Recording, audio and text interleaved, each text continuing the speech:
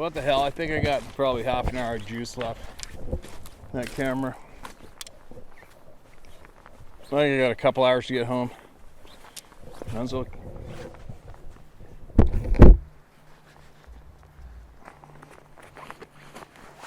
Why hurry to rush indoors, right? That makes sense.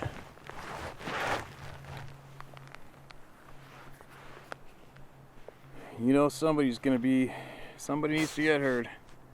And I got the time. So, let's see what we got. Please read Luther, Michigan, multiple sightings. I apologize for the length of this, but I have a lot to share. I've always been skeptical, and I dare I say a bit arrogant when it came to the subject of Bigfoot until November 16, 2020. I never thought to share these encounters with anyone other than the people that went through them with me, my brother, my cousin, until your video posted on December 1st of someone else having an encounter near Luther, Michigan. My name is Will, and I'm 23 years old. Growing up with my mother's side of the family being Native American, stories of dog, man, and Bigfoot were commonplace during family visits when I was a child. But to me, that's just what they were, stories.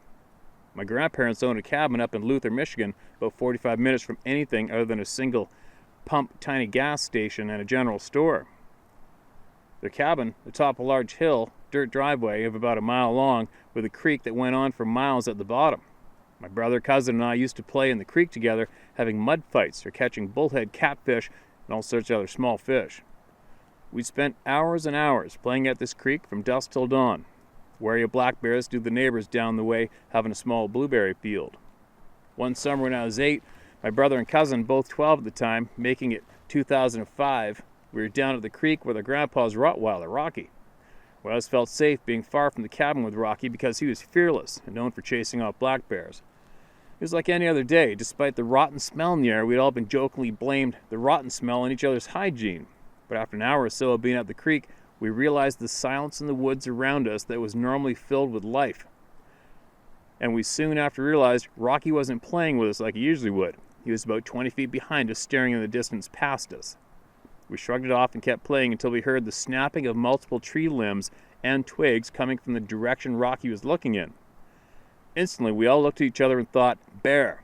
And then to our surprise, we looked in the direction of the commotion and saw a large dark figure about the half length of a football field away from us.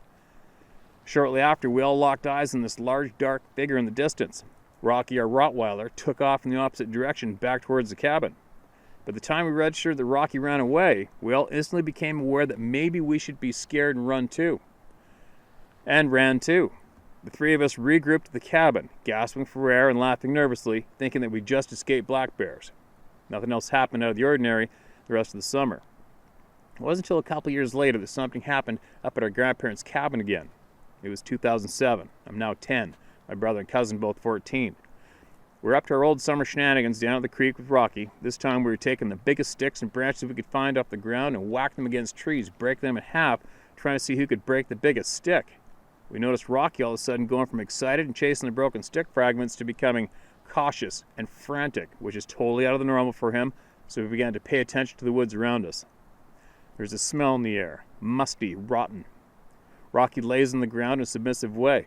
It's been a few minutes, and we just figure he must not be feeling great, continue grabbing large sticks and breaking them over the side of the trees. Then out of nowhere, we hear a loud ruffling from the distance, followed by a loud snap that echoed through the now dead, silent woods around us, as if a tree had just been broken. My brother, cousin, and I felt this undeniable sense of terror and took off for the cabin. Rocky ran alongside us and then ahead of us. Twigs were snapping behind us, and we looked at each other, feeding off each other's fear. We were all now sobbing and out of breath. We made it back to the cabin. Rocky was waiting impatiently at the door, whimpering. We ran inside frantically. Our parents questioned us, and after hearing what happened, said it was probably just a black bear, and they're happy to see we were smart enough to not mess with it. Nothing else happened the rest of our summer visit to the cabin this year. That year, unfortunately, our grandfather passed, and summer visits were no more. We never thought anything more of our two encounters than just having came close to a very large black bear. My great aunt and uncle bought the cabin and used it for their hunting cabin from there on, and I never went back as a kid. This last year, 2019, I had a son who's now 1. and figured out how to learn how to hunt so someday I can at least introduce it to my son, as my dad had done for me so many years ago. I planned a hunting trip for 2020, open season with my brother. We talked to our great aunt and uncle and got permission to hunt on their property at the cabin in Luther, Michigan. November 14th, 2020 rolls around. I'm 23, my brother's 27. We meet up at the cabin the day of November 14th and discuss our plans for opening day the following morning. My brother is set up behind the cabin about half a mile, and I'm set up in a blind down by the creek because we saw a buck there on our drive in. My brother gets his buck on the 15th, and I saw nothing. So on the 16th, he decides to come and sit with me in my blind and hang out. We were whispering, reminiscing about our summer spent here, catching fish, having mud fights, etc. A foul smell filled the air. My brother instantly waves his hand by his nose and blames me, laughing quietly. I shake my head and say, "He did it." Then we hear ruffling leaves coming from further down the creek, and we both switch back into hunting mode, get real quiet and pay as close attention as we can, looking in the direction of the noise. The smell grew stronger and the ruffling got louder, but we were too focused on me getting this buck to really care for the smell. Then a dark-haired humanoid beast of a creature that stood about 9 or 10 feet tall stepped out from behind this tree that had to have been about 4 or 5 feet wide, and the creature was just as wide as the tree it had been standing behind. It looked in our direction. I could tell it knew we were in the blind. This I had no doubt of. Instantly my ears began to ring, and the feeling of pure terror came over me. This feeling I had only felt once before in 2007. I shook my brother, who was also a frozen terror, and asked, "What the hell is that? What do we do?" Frantically, he said nothing, still staring at the beast that looked our way. My ringing in my ears began to settle, and I could now hear the deep growling breaths of the beast that stood about 50 yards from us. The terror in me grew even more after hearing him or her. My grip on my rifle grew tighter, and I flicked off the safety.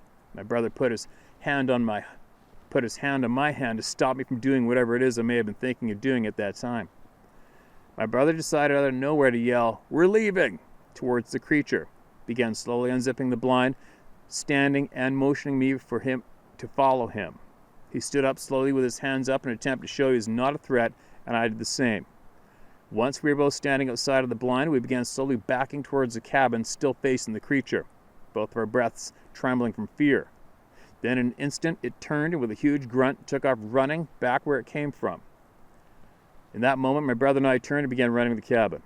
We both made it back inside the cabin, shocked to the core, breathing heavily, with absolutely no words for what we just saw.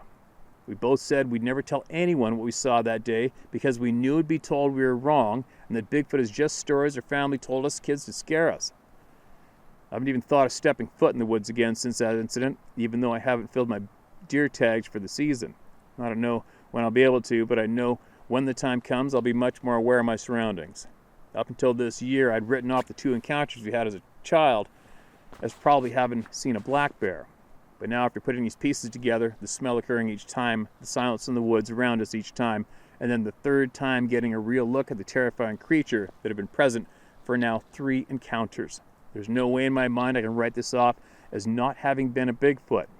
Then the similarities told in your channels cement in my mind that it had to have been a Bigfoot that we encountered. Thank you for providing a safe place for us to share our stories. Hope everyone is safe during these hard times. Will. Holy shit, Will. That's nothing anybody wants. And I'm sure I'm not alone when I say that I appreciate you sending this in. So does everyone else, and I'll guarantee you sharing that has helped someone, without a doubt, for certain. Over 10,000 emails in. Over 10,000. When was it 10,000? 6 months ago plus 10,000 emails that already arrived in, and I get I don't know how many every day. I've never gone out of my way to count how many people email a day, but it is every single day, multiple times. All right, I don't know, maybe sometimes 3 or 4, other times a few dozen, but it's every single day someone from around the world emails me in their experience to share here with all of you. Now, unfortunately, obviously there's always going to be somebody out there that says bullshit. There's a handful of people that attack and say he's a fraud, he's a liar, he's a fraud. But the reality is, could you imagine if you had that power to be that persuasive, to go online and command 10 or 15,000 people to handwrite you an email, to type an email and send it to you? Imagine if somebody had that kind of absurd power over human beings. Well, guarantee it isn't me. Guarantee it isn't me. Man, if I had that kind of power, I'd just rally up all the good people in the world and rub out the bad ones. That's what I'd do if I had that kind of persuasion. But I don't. Now, back to the important, which is the people.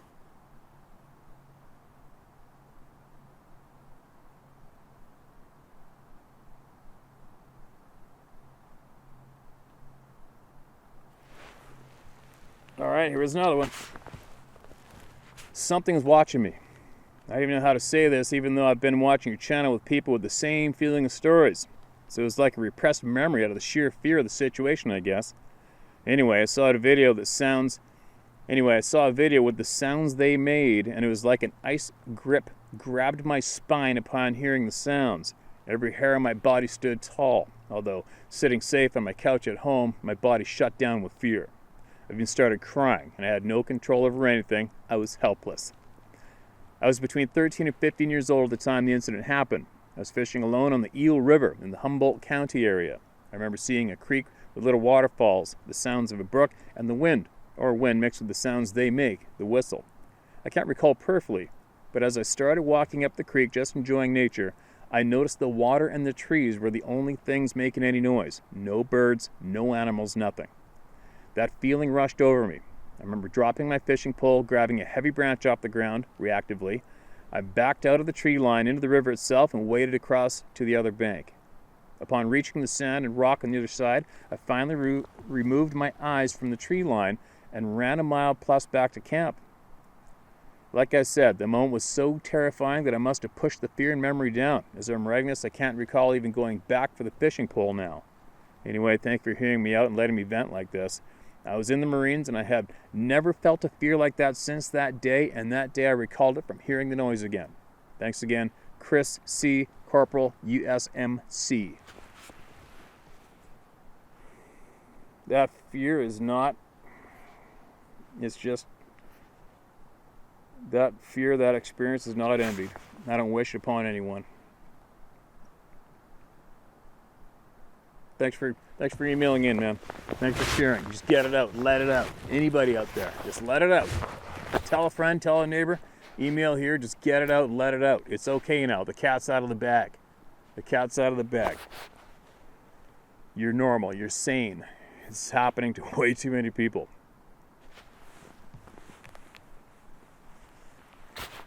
There's way too much to relate with this email. However, I will sign an affidavit and be glad to give a description to an artist any time for that matter. I'd be happy to take anyone into the places I know. I'm Cherokee, live on the east boundary of North Carolina. I asked friends a poignant question after watching one of David's videos. I send you a text, tell you I'm going up the river trail toward Big Cove at dinner. I'm taking water, knife, small day pack, and cell phone for pictures. I'll be back in time for clock in after lunch. But I don't show up and you call police. Dogs track me into the trail across from work and lose my scent a few hundred yards in. What happened? Everyone almost immediately would think said foot, as in Bigfoot. Well, what if the dogs don't find my track, not even where I went on the trail? Shadow people. Wogon. Woogon is how you say it. We know the difference. Shadow that shouldn't be where it is. That glint or shimmer shaped like a human. Sometimes they try to look like foot or people and animals at times. Always something off about them. Foot might bring you back, especially kids. Little effects are unharmed. Or never see again. Shadow people? If you're found, it's like being in a bad Star Trek transporter. Bones mangled in some way. Things carried, missing, or incredibly aged or looking brand new. Often the ones found seem to be out of time with the rest of us. We have stories of children returned as same-age children when family is decades older, and now adult-age children return days later. Returned are always a little different, though. Eye color, behavior, hair color, clothes, markings on their skin. Some were said to have lived a long time with the tribe to vanish again as adults in case of children or old age, if we're older. You're most welcome to call. Try texting or emailing so I answer. Damn telemarketing, LOL. Be safe and sage. Favor, Mahe Ona Raven Keeper. Wow. Okay, thanks, man. If you've got something else you want to add to that and send in to everybody, please do. Many of us are going to be curious to hear. I love hearing from the First Nations people, so I want to hear all I can from them. And not just in North America, all around the world, for that matter. Hey, Steve, my name is Paul. I heard you say once you'd understand why people didn't just put their name. Dude, I most definitely don't care. My name is Paul Booth, and I live in Lake City, Florida. I only ever lived in Florida, and most of it further south. This is called North Georgia. Anyway, I've lived in a lot of places. I grew up dirt poor. To hear my stepdad tell it he has one generation from a teepee, I believe him. He taught me to talk without speaking. He said using words was a weakness, so I never stopped believing in my ability to both hear and speak without speaking. I've never seen really much except the miracles God showed me to prove he is real. But anyway, Bigfoot. No, I didn't see him, but I wouldn't have. Looking back, I feel certain some of the other kids did and didn't say anything, but I knew they were there. I would talk to them with my mind, taunting them, daring them to kill me, but they know they aren't allowed. It was a stretch of road that I would walk down that we would always hear someone pacing us. We knew it was a person on two legs. At some point, it got to where no one else would even walk around at night, and definitely not there. You know how kids are. They tell each other something, anything to help your friend get over what happened. I'm telling, every time I walked down that road, abject terror. Honestly, hearing your stories brought it all back. In reflection, I just didn't care. My stepdad had plot on my life so many times by then. I was 13, 14, and 15 when we lived in Krumakuchi. Yep, that's its name. I don't even know if it's on the map anymore. That was the native name of the place. There were burial mounds all in the woods. There was Lakuchi. With Lakuchi, that is also the name of the river. And the Krumakuchi, or Kroom as we called it. Kroom was known to be a place where a lot of devil worshipping went on. I remember laughing inside when they told me that. When I moved there was about 30 of us that had used to explore the woods and sometimes stay out there at night and play a kind of full contact tag or capture the flag. We told ourselves we quit because people kept getting hurt, but that was bullshit. That's why we did it, to get hurt. We'd find that what looked kind of like campsites, those tree triangles, we called them teepees. Dude, what can I say? We were white trash in the 80s. Anyway, we used to find those. If you want me to think of some more specific things, I will. I really dig what you do. I'm a religious zealot, so at some point I'll probably try and convince you of my version of the truth. But for now, I just want to say, you know that thing about the Zetas, or what the hell ever, is from a science fiction book, right? Now I know that the new argument is that all the ancient writings are nothing more than science fiction as well, but at least they are ancient. And about the giants, they all agree, so thank you for your time. Robert Booth. P.S. For the name thing, I don't give two shits. However, I do have a child, and I have been violently attacked online already in a way that had a serious effect on my IRL. So probably the name I would answer public. All right. Okay, man. Thanks. Thanks for that email. You know what? I am absolutely starting to turn into a freaking bobblehead here. Oh, I'm tired, dude. I gotta go home.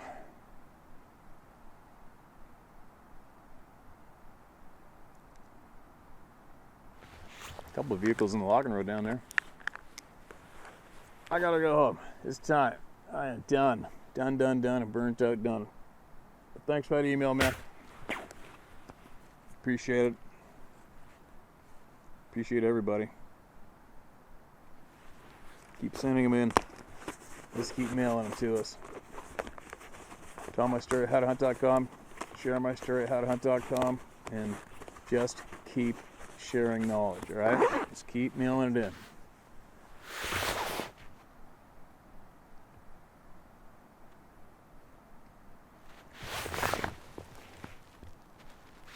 Time to go.